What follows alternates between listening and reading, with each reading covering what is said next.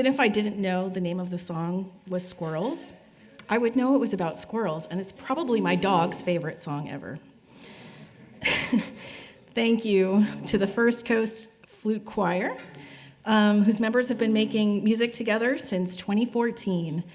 As volunteers with various backgrounds, all of the players are linked by their love of the flute. Their music represents many different styles, cultural heritages, and historical periods. The First Coast Flute Choir regularly performs at the Florida Flute Convention in Orlando, and you can read more about them in your order of service.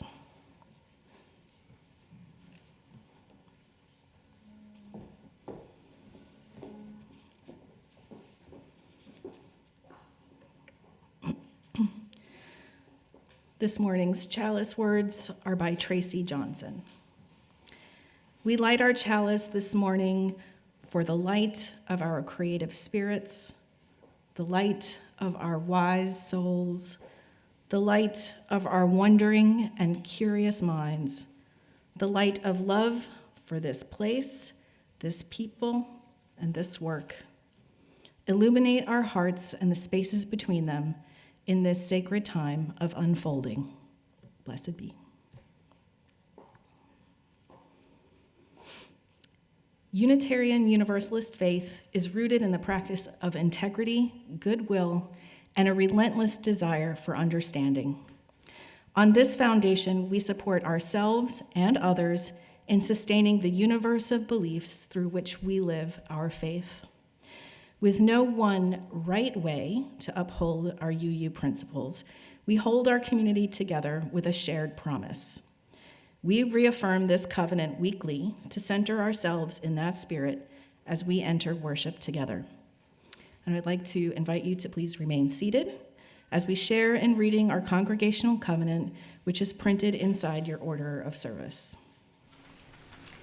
We covenant to engage one another with honesty, kindness, and respect, to value diversity, seek understanding of our differences, and practice gracious accountability with care, love, and empathy.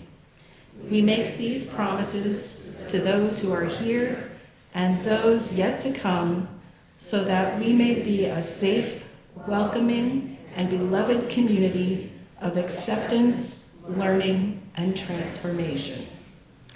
And now, please rise in body or spirit as we sing our call to worship. Those words are printed on your order of service.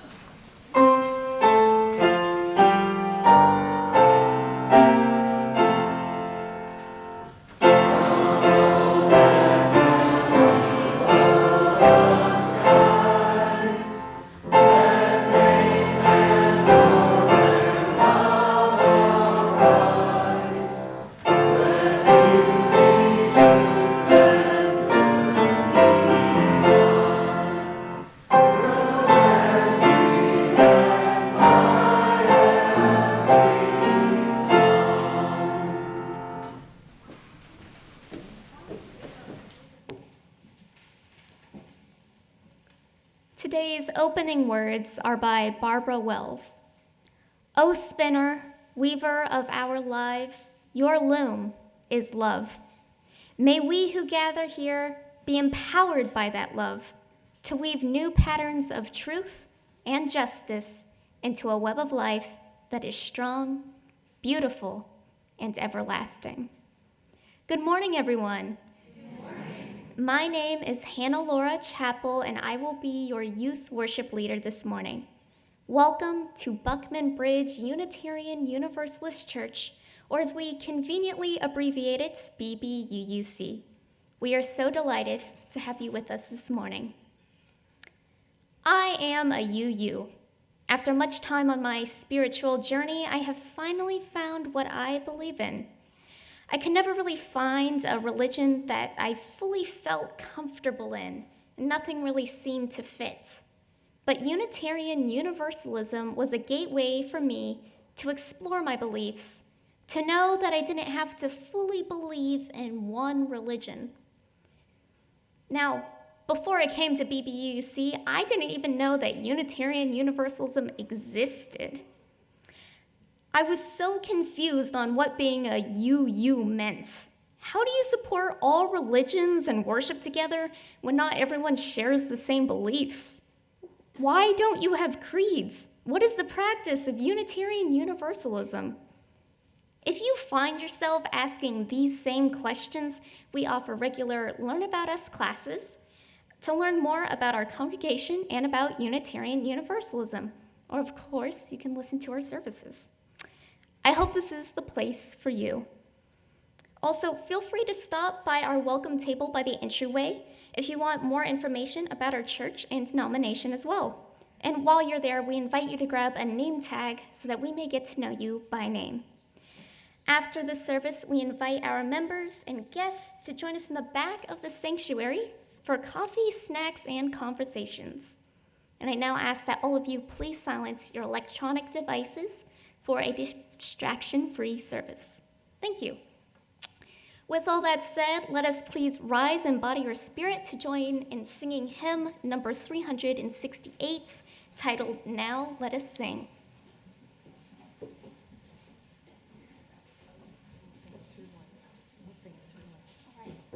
And we'll be singing it once, playing it once.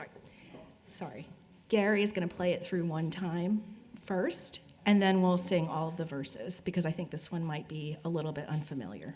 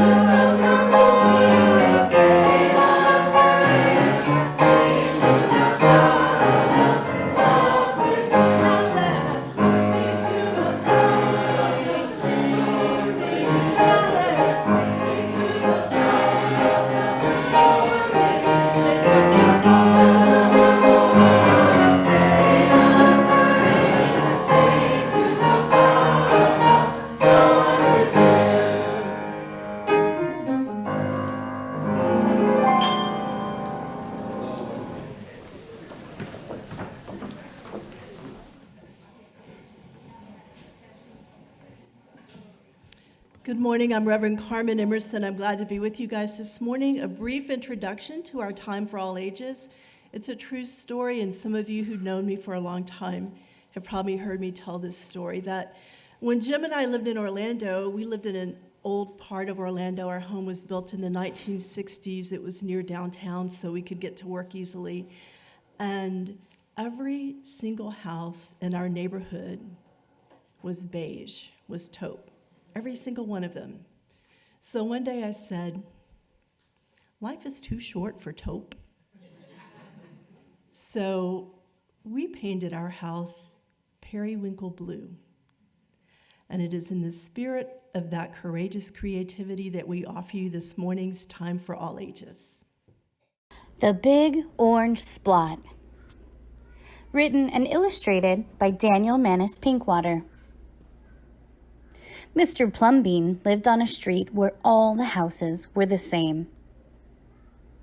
He liked it that way. So did everyone else on Mr. Plumbean's street. This is a neat street, they would say. Then, one day, a seagull flew over Mr. Plumbean's house. He was carrying a can of bright orange paint. No one knows why. And he dropped the can, no one knows why, right over Mr. Plumbean's house. It made a big orange splot on Mr. Plumbean's house. "Ooh, too bad," everybody said. "Mr. Plumbean will have to paint his house again." "I suppose I will," said Mr. Plumbean. But he didn't paint his house right away. He looked at the big orange spot for a long time. Then he went about his business. The neighbors got tired of seeing that big orange spot. Someone said, "Mr. Plumbean, we wish you'd get around to painting your house." "Okay," said Mr. Plumbean. He got some blue paint and some white paint, and that night he got busy. He painted at night because it was cooler. When the paint was gone, the roof was blue, the walls were white, and the big orange spot was still there. Then he got some more paint. He got red paint, yellow paint, green paint, and purple paint. In the morning, the other people on the street came out of their houses. Their houses were all the same, but Mr. Plumbean's house was like a rainbow. It was like a jungle. It was like an explosion. There was a big orange spot, and there were little orange spots. There were stripes. There were pictures of elephants and lions and pretty girls and steam shovels. The people said, "Mr. Plumbean has popped his cork, flipped his wig, blown his stack, and dropped his stopper." They went away muttering. That day, Mr. Plumbean bought carpenter's tools. That night, he built a tower on top of his roof, and he painted a clock on the tower. The next day, the people said, "Plumbean has gushed his mush, lost his marbles, and slipped his hawser." They decided they would pretend not to notice. That very night, Mr. Plumbean got a truck full of green things. He planted palm trees, baobabs, thorn bushes, onions, and frangipani. In the morning, he bought a hammock and an alligator. When the other people came out of their houses, they saw Mr. Plumbean swinging in a hammock between two palm trees. They saw an alligator lying in the grass. Mr. Plumbean was drinking lemonade.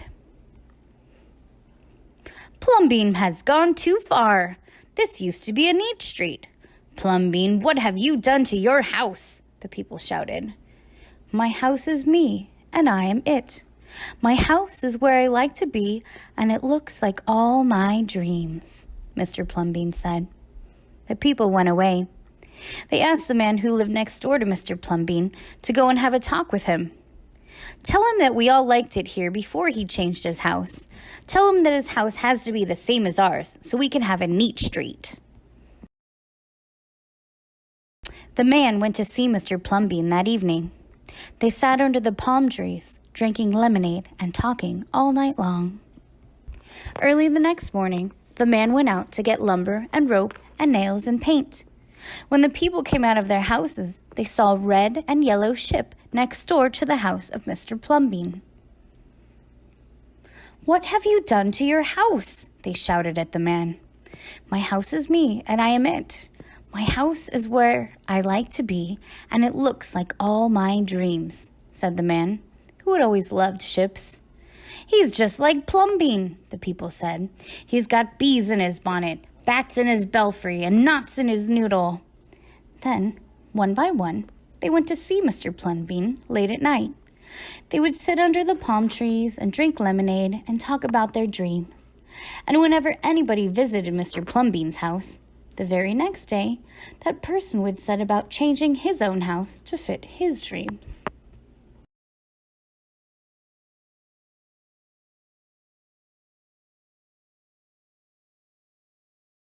Whenever a stranger came to the house of Mr. Plumbean and his neighbors, the stranger would say, "This is not a neat street." Then all the people would say, "Our street is us, and we are it. Our street is where we like to be, and it looks like all our dreams." The end.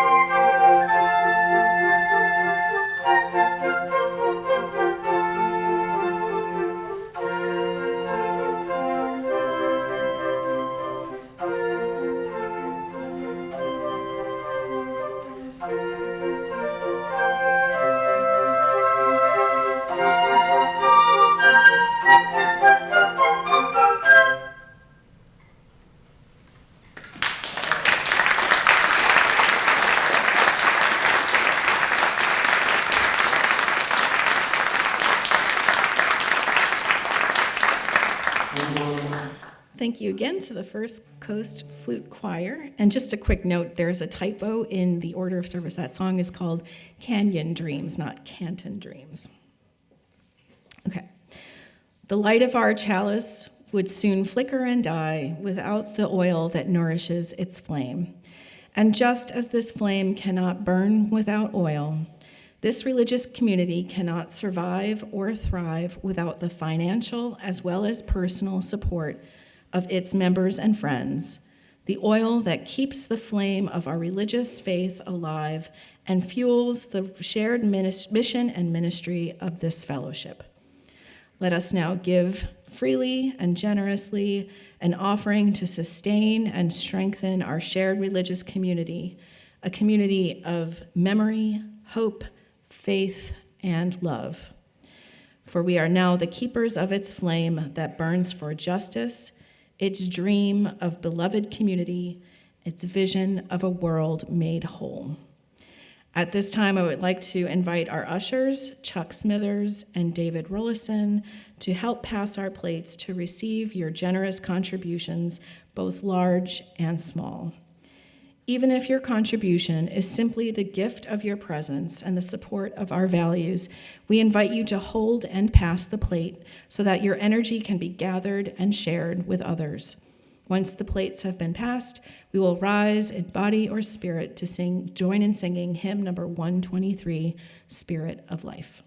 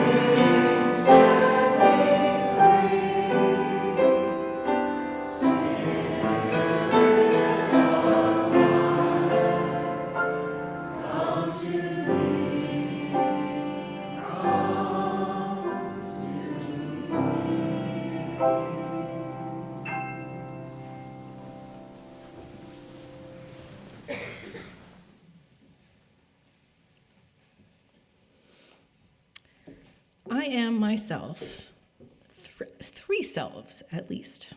To begin with, there's the child I was. Certainly, I am not that child anymore. Yet distantly, or sometimes not so distantly, I can hear that child's voice. I can feel its hope or its distress. It has not vanished. It is not gone, not by a long shot. It is with me in the present hour. It will be with me in the grave. And there's the attentive social self. This is the portion that steers through the dailiness of life, fettered to 1,000 notions of obligation. It moves across the hours of the day as though the movement itself were the whole task. What this self hears night and day, what it loves beyond all other songs, is the endless springing forward of the clock, those measures strict and vivacious and full of certainty. Certainly there is within each of us a self that is neither a child nor a servant of the hours. It is a third self, occasional in some of us, tyrant in others. This self is out of love with the ordinary. It is out of love with time. It has a hunger for eternity. Intellectual work sometimes, spiritual work certainly, artistic work always. These are the forces that fall within its grasp, forces that must travel beyond the realm of the hour and the restraint of the habit. Nor can the actual work be well separated from the entire life. There is little the creatively inclined person can do but to prepare himself, body and spirit, for the labor to come. For his adventures are all unknown. In truth, the work itself is the adventure. Neither is it possible to control or regulate the machinery of creativity. One must work with the creative powers, for not to work with is to work against. In art, as in spiritual life, there is no neutral place. The most regretful people on earth are those who felt the call to creative work, who felt their own creative power restive and uprising, and gave to it neither power nor time. This morning, we welcome Reverend Carmen Emerson, who is the affiliated community minister in covenant with BBUUC. Her work as an ordained UU minister in full fellowship happens within the wider Jacksonville community as the Spiritual Support Systems Coordinator for Baptist Health Systems. The Spiritual Support Services Coordinator for Baptist Health Systems. She is a BCCI APC board-certified chaplain, and her expertise as a parish minister includes 10 years of full-time service to our UU congregations in Albuquerque, New Mexico, Medville, Pennsylvania, and Nashville, Tennessee. Welcome, Reverend Carmen.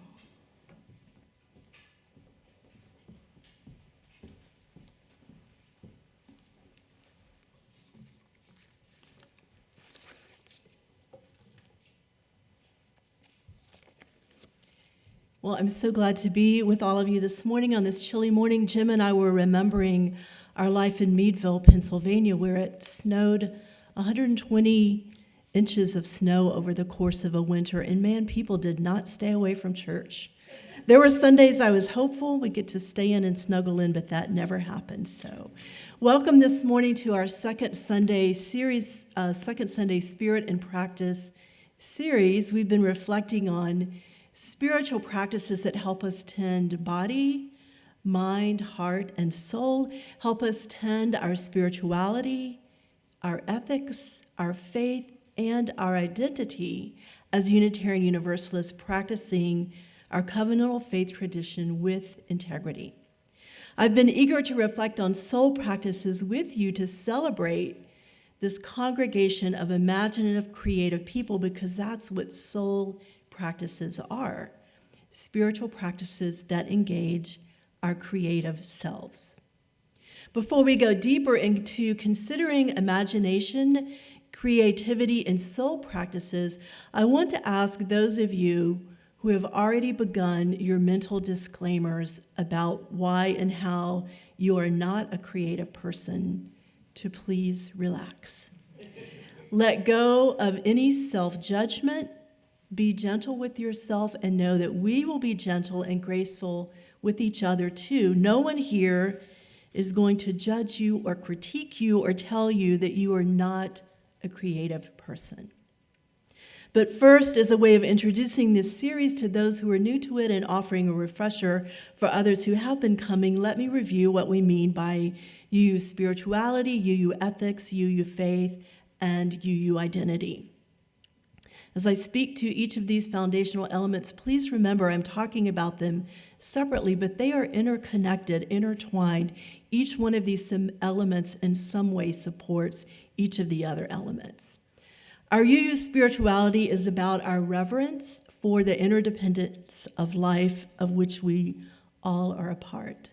Our relationship with the spirit of life, I know you guys love that because I listen to us when we sing Spirit of Life, and it rings so true in this sanctuary. Our spirituality is about our relationship with that spirit of life, that profound connection with transcending mystery and wonder imagined and known by many names and faces throughout the world.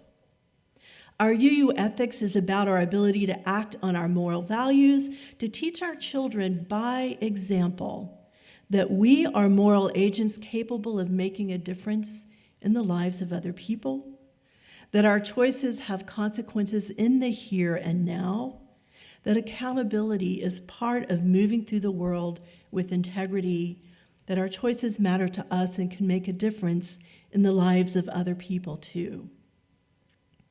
Our UU faith is about recognizing and understanding ourselves and one another as interdependent meaning makers who freely choose to be in covenantal relationship with one another as we seek to fulfill our vision and live into our mission as this Unitarian Universalist Church. Covenant is commitment to the kind of person you want to be, the kind of community we want to be, the kind of difference we want to make in the world as we stumble and soar together. Covenant is at the heart of our UU faith, the place where the ethics and integrity of living our professed values connects individual to community and community to the larger world. The last foundational element is our UU identity, and I want to spend a little more time this morning on identity because imagination and creativity and soul practices are integral to our identity. Our UU identity is our knowledge of, our understanding of, our connection to the evolving values, stories, symbols, history, theology, polity, and practices of Unitarian Universalism, an evolving and a living faith tradition, never complete and never perfect, different now than we were in 1961, when the American Unitarians and the American Universalists of the late 1700s consolidated into one denomination. And then different in 1985 than we were in 1961 when, following years of efforts by the UU Women's Federation to remove sexist language from our UUA bylaws, we adopted the 7 principles and 5 wisdom sources. And then different in 1995 than we were in 1985 when we changed that language again by adding a 6th wisdom source honoring earth-centered traditions. And then different in 2017 than we were in 1995 when we yet again changed that language by adopting less binary and more inclusive language into our 2nd wisdom source. Different now as a congregation than we were before we formally declared ourselves to be an LGBTQ welcoming congregation, and trust me, that matters to people seeking a safe place to bring their families. And different now as a congregation than we were before we formally acknowledged our aspirations, our intentions, our commitments to be an anti-racist religious tradition and posted our Black Lives Matter signs in our parking lot and at the very entrance to this sanctuary.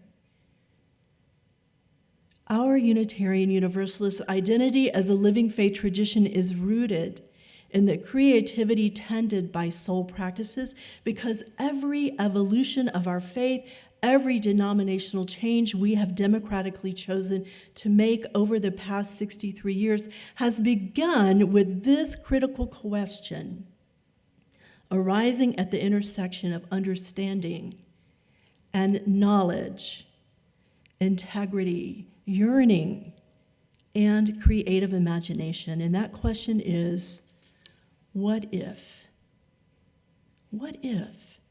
And because we are a covenantal faith, the question naturally becomes, what if we,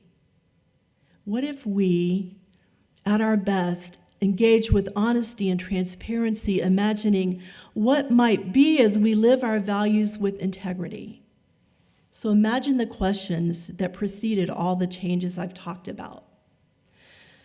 Because we no longer understand divinity to be exclusively male, what if we intentionally change our religious language to eliminate sexism and reflect our value of inclusivity?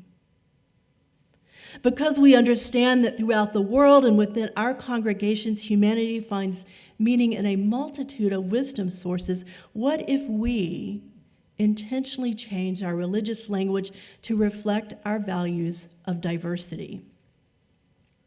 Because we better understand now the interdependence of life in the here and now on earth, what if we intentionally change our religious language to reflect our reverence for our singular blue boat home?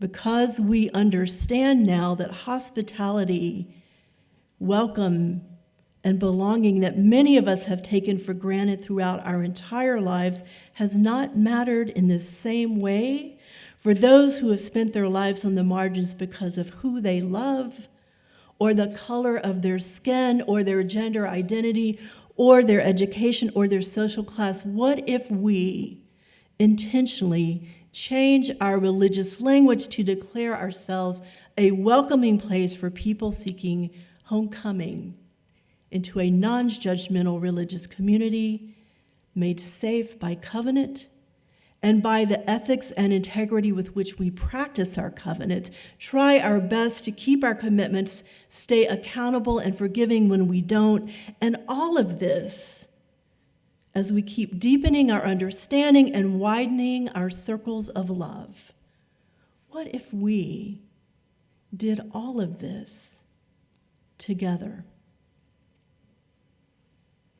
Think about the people you love in this congregation, the people sitting beside you this morning, the people absent that you may be missing, the people beloved and respected in this community.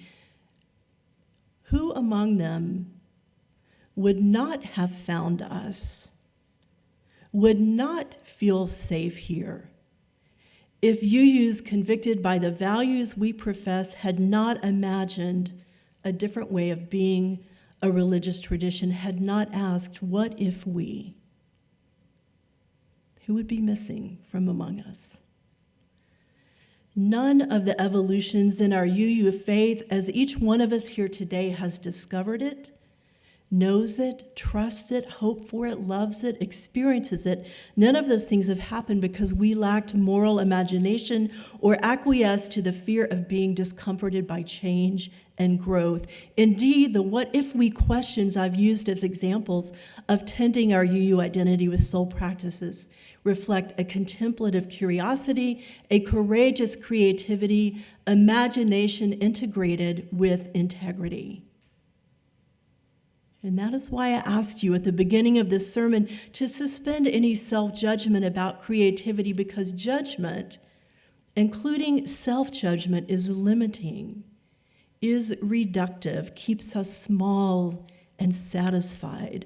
And every single person has some creative impulse within them, some mysterious dissatisfaction that longs for the kind of expression that comforts and affirms, that expands us and deepens our connections to one another and to life.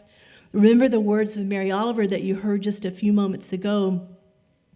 One must work with the creative powers, for not to work with is to work against. In art, as in spiritual life, there is no neutral place. Soul practices are spiritual practice that nurture our creative selves, and our creative selves are the locus of our what if we questions that help us to evolve, help bridge that gap between what is and what if, between what we know and what we imagine, between what we are and what we yet may be. I wonder how many of you during your lifetimes have heard what you are not good at when it comes to being creative. Perhaps an art teacher or a music teacher was particularly cruel in their assessment of your creative efforts, and you let their judgment be more important than the truth of your internal creative impulse. Judgment triggers fear, and fear strangles hope. But the reverse is true too. Hope eclipses fear. Hope eclipses fear. I was inspired this week when I watched a Facebook video reel titled "Too Fat to Tap." A woman posted videos of her childhood dance recitals, and yes, she was definitely bigger than the other girls in her dance troupe. At some point, she was judged and shamed into leaving that dance troupe. But then she also posted a video of herself as an adult, still what others would call fat, and yet there she was in her skin-tight leggings and her tap shoes, joy on her face, grace in her body, hope in her words as she practiced her routine in front of the dance studio mirror, unapologetically doing what she must do, nothing neutral about it, living out loud her creative self, the self out of love with the ordinary, out of love with time.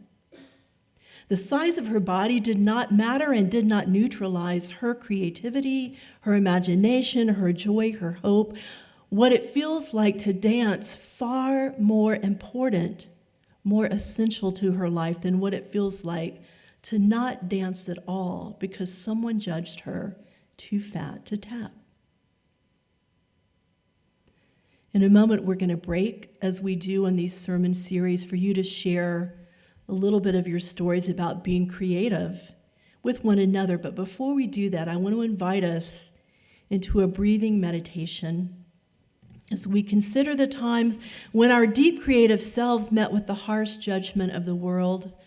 Perhaps we are not going to make a living as a musician or a singer or an artist or a writer or a dancer, but that doesn't mean that we must stop playing or singing, making art, writing, dancing, and on it goes. If a once upon a time judgment has dampened your creativity and imagination, could we rest together in this safe place of non-judgment and hope for just a moment? We're going to take a deep breath together and hold it and then let it out. I'll say the words aloud. You say them in your head as we breathe in. Say in your minds, that opinion of my efforts is not the whole truth of my creativity. I'll say the words. You listen. Let's breathe in together. That opinion of my efforts is not the whole truth of my creativity. There are many ways to engage in the soul practices of imagination and creativity. There are those things we might automatically think of and those we might not think of, but nonetheless reflect someone's creativity. Perhaps your creativity is expressed in sculpture. Perhaps it comes through in spreadsheets. Perhaps it comes through in writing poetry. Perhaps it comes through in leading a really meaningful and effective meeting or workshop. Perhaps it comes through in playing the piano. Perhaps it comes through in making a really great mushroom risotto. I bet some of you can even do both of those things. And aren't we lucky to have you in our midst? So we're going to break for just a couple of minutes, just a few minutes, as you share with someone that you know and love or share with someone you're just meeting what it means to you to be creative to recognize yourself in something you've created. If you brought something you've created or a photograph or something you've created, please take a few minutes to share that with each other, what it means to you to engage your creative self in a soul practice. And I'll bring us back together with the chime. Thank you for talking to each other. We may have assumptions about what it means to be creative, to engage in a soul practice of creativity, but here's what it really means to be creative. Something that was not there before you imagined it and then did it in your very own way now exists because you asked yourself the question, what if? Or joined with others in asking the question, what if we? Something was transformed as something else because you nurtured it with your time, your attention, your imagination, your creativity, your hope, your curiosity, and your courage to love beyond the ordinary. You risked being discomforted.